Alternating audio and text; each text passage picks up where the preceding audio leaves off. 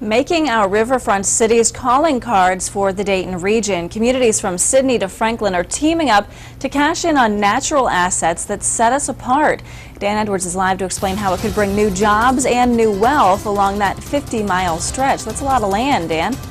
Well, Holly, I found out that there's about 7 to 8 possible plans now in the works that are being discussed to not only make the river safer for canoeists and kayakers, but also to generate regional economic development by creating a unique recreational destination.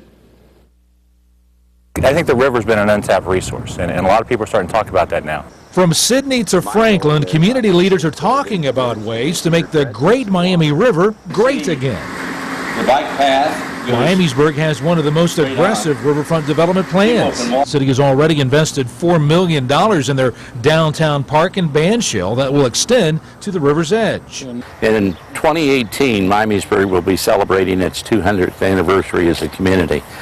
We hope that this park, we're $17 million short right now, but we hope that this park will be completed by that time.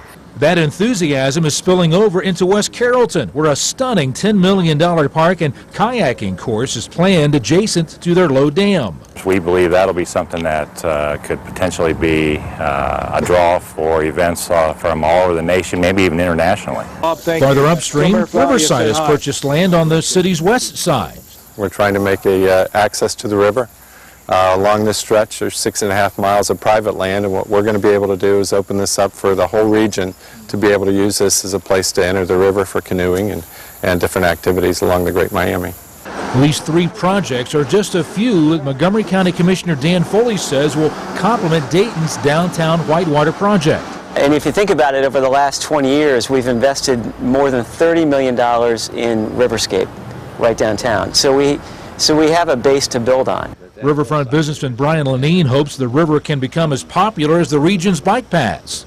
We do get bikers that come up from Franklin, and we actually get some bikers that come down from Bell Fountain that come down here on a Saturday for lunch. Awesome. So you have already kind of seen the benefit of the bike path. Yes.